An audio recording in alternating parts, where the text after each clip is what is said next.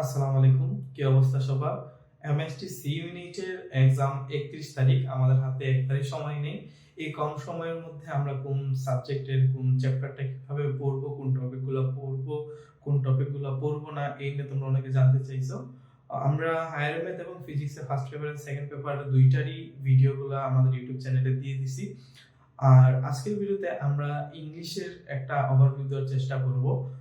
যেহেতু 60 মিনিটে তোমাদের 80টার মতো এমসিকিউ সলভ করতে হবে, তো ইংলিশ তোমাদের জন্য একটা গেম চেঞ্জিং একটা সাবজেক্ট বলা যায়। কারণ কি, তুমি ম্যাথ, ফিজিক্স বা কেমিস্ট্রি বলে এগুলো তোমার একটু চিন্তা করতে হবে, ম্যাথ সলভ করতে হবে, কিন্তু ইংলিশের ক্ষেত্রে একটু ভিন্ন। তুমি যদি মোটামুটি বুঝতে পারো যে কোন কোন ইয়ার মধ্যে কিরকম ভাবে পড়ছে, বা তোমার একটু জানা থাকে গ্রামার ট্রামার, তুমি ইজিলি ধরো 10, 15, 20 সেকেন্ডের মধ্যে একটা এমসিকিউ সলভ করে ফেলতে পারবে। যেহেতু এমসিকিউ ইংলিশে 10 মার্ক দিতেছে, তাহলে এখানে 10-এর মধ্যে তোমরা যতটুকু ভালো করতে পারো, তোমার মার্ক বা তোমার পজিশনটা তো সামনের দিকে চলে আসবে। তো এখন কোন টপিকগুলো পড়বা? দেখো, যেহেতু 10 মার্কের আসবে, 10 মার্কের মতো আসবে, তাহলে আমরা প্রথমে যে টপিকটার উপরে সবচেয়ে বেশি গুরুত্ব দিব সেটা হলো transformation of sentence. Transformation of sentence নিয়ে যদি আমি বলি, এ ইউনিট, বি ইউনিট বা সি ইউনিটের ক্ষেত্রে ট্রান্সফরমেশন অফ সেন্টেন্সটা খুবই ইম্পর্টেন্ট। বা তুমি যখন যে কোনো একটা যে কোনো ধরনের এক্সাম তুমি দিতে চাও, ধরো জব সার্কুলার থেকে শুরু করে যত ধরনের বা ক্যারিয়ার বা এডমিশন, তোমার মেডিকেল, সব জায়গায় গুলো ট্রান্সফরমেশন সেন্টেন্সটা খুবই ইম্পর্টেন্ট থাকে।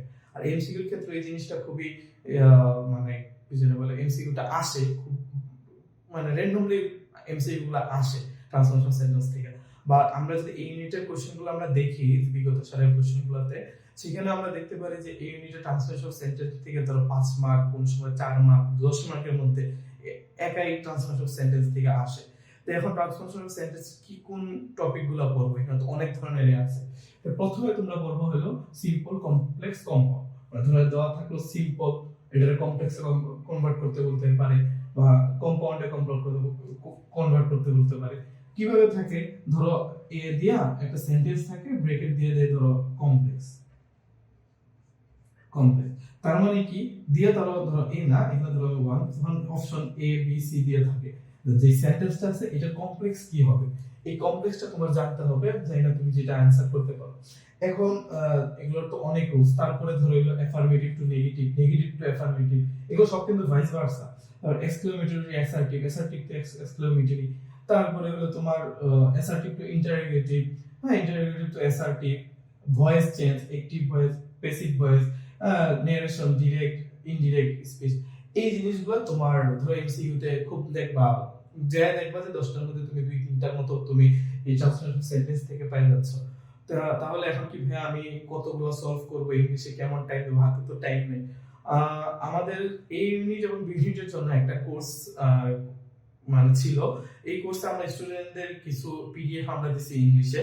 তা আমি যেহেতু তোমাদের হাতে টাইম নেই, তোমরা কিভাবে প্রিপারেশন নিচ্ছ বা এডমিশনের লাস্ট হবে, তোমরা মোটামুটি সবাই বিভিন্ন দিক দিয়ে সাফার করতেছো, তাই অ্যাডভান্স ক্লাসরুমের পক্ষ থেকে তোমাদেরকে এই ট্রান্সফরমেশন সেন্টেন্সের যে আমাদের প্রিমিয়াম পিডিএফটা আছে, পিডিএফটা ফ্রি করে দেওয়া হবে। কোথায় পাবো পিডিএফটা? তার জন্য আমাদের ডেসক্রিপশন, ইউটিউবের ডেসক্রিপশনে যে লিংকে তোমাদের হোয়াটসঅ্যাপ গ্রুপটা দেওয়া থাকবে, আমাদের যেটা মানে এটা পাবলিক ফ্রি ম্যাটেরিয়ালস টাইপের, এখানে যে কেউ জয়েন হতে পারবা। জয়েন হওয়ার পরে ওইখানে ওই ইউটিউব গ্রুপের ডেসক্রিপশনে একটা লিংক দেওয়া থাকবে, ওই লিংকটাতে তুমি দেখবা যে এমআইএসটি বিগত সালে কোশ্চেন ব্যাংক গুলো আছে। যেহেতু সি ইউনিট এবার প্রথম, সি ইউনিটে তো কোশ্চেন ব্যাংকটা নাই, কিন্তু এ ইউনিট বা বি ইউনিটের যে কোশ্চেন ব্যাংক প্রায় 10 বছর প্লাস, 10 বছরের উপরে কোশ্চেন ব্যাংকটা আছে, এখান থেকে তুমি একটা ওভারভিউ পাবা। যেহেতু তোমার ওইটা নিয়ে তোমার মাথা ব্যথা নাই, ওইখানে আমি ট্রান্সলেশন সেন্টেন্সের পিডিএফটা দিয়ে দিব। ওইখানে এমন ভাবে দেওয়া আছে, ধরো এই 3টা রুলস একবারে ছক করে দেওয়া আছে, ছক করে দেওয়া আছে। তুমি একবার যদি রিভিশন দাও, এক পেজের মধ্যে তুমি রিভিশন তোমার হয়ে যাবে প্রথমে। তো তারপরে কি আছে, এমআইএসটি বিগত সালে যে ইউনিটে যে কোশ্চেনগুলো আসছে, তার কোশ্চেনগুলো প্রথমে দেওয়া আছে, কোশ্চেনগুলো দেওয়া আছে। তুমি এটা রিভিশন দেওয়ার পরে সবগুলো একবার পড়বা। পড়ার পর মোটামুটি যেহেতু আমরা এবার এডমিশন সিজনে আসে, তার মানে আমাদের প্রায় 10 থেকে 12 বছরের মতো আমাদের ইংলিশ পড়া হয়েছে। হ্যাঁ, তাহলে একটু রিভিশন দিলে আমরা মোটামুটি পারবো। তো এই রিভিশনটাই যাতে একটু কমপ্লিট হয়ে যায়, অত রুলস না পড়া লাগে, আমরা যে রুলস গুলো সবচেয়ে বেশি আসে ওই রুলস গুলো কালেক্ট করছি, কালেক্ট করে এখানে ছক আকারে দিছি। ধরো 3-4টা পেজ করলে মোটামুটি সবগুলো রিভিশন দেওয়া শেষ হয়ে যাবে। তারপরে আমরা এক্সামের মতো রাখছি যে তুমি ধরো এমআইএসটি তে কি কি কোশ্চেন আসছে, বুটেক্স এ কি কি কোশ্চেন আসছে, ওই কোশ্চেন গুলো প্রথমে কোশ্চেন গুলো দিছি। কোশ্চেন গুলো তোমরা দেখবা, দেখার পরে তোমরা সলভ করবা। আমি এখানে বলতেছি টাইম ধরে দিলা সলভ করবা। যেহেতু এখানে এমসিকিউ ভাবে আমরা দেইনি, আমরা এখানে রিটেন টাইপের একটু কোশ্চেনটা দিছি, তুমি চেষ্টা করবা যে এটা এখানে কি রকম হয়। তারপরে যাওয়ার পরে লাস্টে অ্যানসার দেওয়া আছে, যে অ্যানসারটা দেখে তুমি মিলিয়ে নিবে তোমারটা হচ্ছে কিনা। তাহলে তোমার কি ট্রান্সফরমেশন সেন্টেন্সটা একবার মাত্র ধরো অন্য কোথা থেকে পড়া লাগবে না। আচ্ছা, এই ট্রান্সফরমেশন সেন্টেন্স আমি এটা বলতেছি, এখানে তোমরা যদি ধরো 45 থেকে 1 ঘন্টা ধরে যদি টাইম দাও, তোমার মোটামুটি ট্রান্সফরমেশন সেন্টেন্স থেকে তোমার 2 থেকে 3টা যদি আসে, ইনশাআল্লাহ চেষ্টা যতটুকু আমরা বুঝতেছি আসার কথা যে আসে, তুমি ইজিলি পারবে। তারপরে যেই টপিকটা সবচেয়ে বেশি আসবে বা আসলে, সেটা হলো right form of verb. Right form of ভার্বে কিগুলো পড়বা, যে কোনো তুমি যে বইটা পড়ছো আগে, ধরো তোমার আমরা তো অ্যাডভান্স পড়ে অভ্যস্ত, হ্যাঁ, বা যে কোনো যে বই পড়ছো বা তোমার হাতে বাসায় যে বইটা আছে ওই বইয়ের থেকে তুমি রাইট ফর্ম অফ ভার্বের রুলস গুলো হালকা করে দেখে নিবা। যদি তোমার রুলস এর সাথে, যদিও আমরা যারা বাংলা ভার্সনের স্টুডেন্ট আছি, ইংলিশ ভার্সনের অনেকেই আছে, আমরা যে ধরো দেওয়া আছে রাইট ফর্ম ভার্ব গুলো কিরকম থাকবে, একটা সেন্টেন্স থাকবে, ব্র্যাকেট দেওয়া থাকবে, ব্র্যাকেট দিয়া ধরো দেওয়া থাকলো বি, মানে কি বি ভার্বটা এখানে কি হবে, তো ওই ব্র্যাকেটে এখানে যে ড্যাশটা থাকবে, এখানে ধরো সেন্টেন্স আছে, এখানে সেন্টেন্স আছে, এই ড্যাশটার মধ্যে তোমার কি বসবে বা ব্ল্যাঙ্কসটাতে কি বসবে, ওইটাই তোমার করতে হবে। তা আমরা যেটা মিলে সাবজেক্টের আমরা সেন্টেন্সে যেটা মিলে আমরা ওইটাই দিই নরমালি, তাও একবার দেখে নিবা। কারণ আমি প্রথমে যে কথাটা বললাম যে ফিজিক্স, কেমিস্ট্রি, ম্যাথ এগুলো একটু টাইম লাগবে, ইংলিশে কিন্তু ওই টাইমটা লাগবে না। আমি তোমাকে বলি, তুমি ইংলিশের উপরে ওভারঅল এই কি জানে বলে এডমিশনের আগে তুমি ঘড়ি ধরে 3 ঘন্টা টাইম দাও, 3 থেকে 4 ঘন্টা টাইম দিলে এনাফ। হ্যাঁ, তুমি 10 মার্কের জন্য তুমি এটা দিতেই পারো। হ্যাঁ, 3 থেকে 4 ঘন্টা তুমি ধরো একদিন সকালে তুমি বসলা, হ্যাঁ ধরো কালকে সকালে তুমি বসলা বা আজকে সকালে তুমি ভিডিওটা দেখার পরে বসলা, বসা তুমি ঘুরে দিলে তুমি 4 ঘন্টা, একবার আমি বলতেছি তুই 3 ঘন্টা না, একবার 4 ঘন্টা তুমি টাইম দিবা। 4 ঘন্টাতে তুমি কি করো, শুধু ইংলিশ পড়বা, টাইম দিলা, দেখবে তোমার এই সবগুলো টপিক কভার হয়ে যাচ্ছে। তাহলে কি হবে, তুমি 10 এর মধ্যে যেখানে প্রিপারেশন ছাড়া যাচ্ছ, তুমি 10 এর মধ্যে দেখবা আগে যদি তুমি পারতা 4টা, এখন তুমি পারবা হলো ধরো 6 থেকে 7টা তুমি পারে যেতেছো, ইজি কোশ্চেনই করবে, ওটা নিয়ে তোমরা টেনশন করো না। এই রাইট ফর্ম ভার্বের রুলস গুলো দেখবা, আর রুলস থেকে বা তুমি যেটা কমফোর্টেবল রুলস দেখতে পারো বা এক্সাম্পল গুলো দেখতে পারো, যাতে তোমার একটা রিভিশনের মধ্যে থাকে। যে অনেক সময় আমরা কি ইট ইজ হাই টাইম, তারপরে এই যে এগুলা রুলস যেগুলো আছে না, এই রুলস গুলো আমরা মাথায় থাকে কিন্তু পরীক্ষার হলে যে একটু গুলাই ফেলি, তো এইটা একটু দেখে যাবা যাতে তোমার ওই প্যারাটা না হয়। তারপরে যেই টপিকটা সেটা বলবো হলো প্রিপজিশন। প্রিপজিশনের কি বলবা, ওই সেম প্রিপজিশন গুলো একটু মনে করে যাবা। এমন হয় যে মুখে পেটে আসে মুখে আসে না, এরকম টাইপের দেখো সেন্টেন্সে যে এটা হইতে পারে প্রিপজিশন, কিন্তু কি প্রিপজিশন হবে আমি এটা বুঝতেছি না। বা একটু সিমিলার, যে ধরো ইন কোথায় হবে, অন কোথায় হবে, এন্ড কোথায় হবে, এই জিনিসগুলো একটু একবার দেখে দেবা। তোমার কাছে যে বই আছে, আলাদা কোনো বই পড়া লাগবে না, আলাদা না, তোমার বাসায় যেটা আছে ওইটা দিয়ে তুমি এটা দেখে নিবা। প্রিপজিশনটা তোমার গেল, এটাও সেম, যেটা তো মিলে যে আমার সেন্টেন্সের সাথে যেটা ভালো মানায় ওইটাই আমরা দিই, তাও একবার দেখে নিবা। তারপরে হলো ট্রান্সলেশন দেখার ওইরকম ইয়া নাই। এখানে যেগুলো অনেকগুলো আছে প্রভাব, যেগুলো হলো ধরো তোমার আমরা যেটা বলে মানে জানি যে অতি লোভে তাঁতি নষ্ট, এরকম টাইপের যে এগুলো ইংলিশগুলো একবার চোখ বুলাই নিতে পারো, তাহলে হবে কি ধরো এগুলা থেকে একটা ট্রান্সলেশন দিয়ে দিতে পারে যদি কমন পড়ে যায়। আমি বলতেছি তুমি ঘড়ি ধইরা এই 4 ঘন্টা পুরো রিভিশনটার মধ্যে দিবা। এখন আমি তোমাকে বলছি, আমি এখানে তো প্রায়োরিটি ওয়াইজ তোমাকে সাজাই দিছি যে কিভাবে তুমি প্রিপারেশন নিবা বা কিরকম কোশ্চেন বেশি আসে, তাহলে তুমি ওইরকম ভাবে প্রিপারেশনটা তুমি ভাগ করে নিবা যে তোমার এখানে কেমন টাইম লাগতেছে, এটাই কেমন টাইম লাগতেছে জিনিসটা। ফ্রেজ এন্ড ইডিয়মস এগুলো হালকা পাতলা আমরা পড়ছি, এবিসিডি মানে প্রাইমারি নলেজ এরকম টাইপের। ওই যে এগুলো হালকা করে রিভিশন দিয়ে দিবা। রিভিশন বলতে আবার এটাও করতে পারো তোমরা, যেহেতু তোমাদের কাছে উদ্ভাসে যদি তোমরা পড়ে থাকো, তো উদ্ভাসের থেকে অনেক সময় ইংলিশের যে গাইডগুলো দেওয়া থাকে, বা তোমরা চাইলে উদ্ভাসের যে ইংলিশ গাইডটা, এটা তোমরা গুগলে সার্চ দিলে যে কোনো জায়গায় তোমরা পিডিএফ পেয়ে যাবে, ওইখান থেকে ফ্রেজ ইডিয়ম তোমরা পড়তে পারো। বা এই টাইমটা নেওয়ার দরকার নেই, আমি যেটা বলবো তোমার বাসায় যে বইটা আছে ওইখান থেকে ফ্রেজ ইডিয়মস আছে, একটু খালি চোখ বুলায় নেওয়া। আচ্ছা, সিনোনিম অ্যান্টোনিম মানে এখানে যে ট্রান্সলেশন বলো বা ফ্রেজ ইডিয়মস বলো, সিনোনিম অ্যান্টোনিম বলো, এটা যে তুমি যত পড়বা তত তুমি ভালো পারবা, যত তোমার প্র্যাকটিসের মধ্যে থাকবে তত তুমি ভালো পারবা। এন্ড তুমি হুট কইরা এক সপ্তাহের মধ্যে যে বস হয়ে যাবা এরকম তো কোনো আর কি না। তো যতটুকু আর কি পারা যায় রিভিশন দেয়া। এই জেন্ডার চেঞ্জটা তোমরা দেখতে পারো, জেন্ডার চেঞ্জ থেকে প্রতি বছরই ইংলিশে একটা করে থাকে, আমাদের সময় একটা করে ছিল আর কি। জেন্ডার চেঞ্জেস যে একটা এরকম দেওয়া থাকে, একটা ওয়ার্ড দেওয়া থাকে, ওয়ার্ডের ধরো বললো ওয়ার্ডটা আছে মেল ফিমেল জেন্ডার কি হবে, এরকম টাইপের কোশ্চেন থাকে।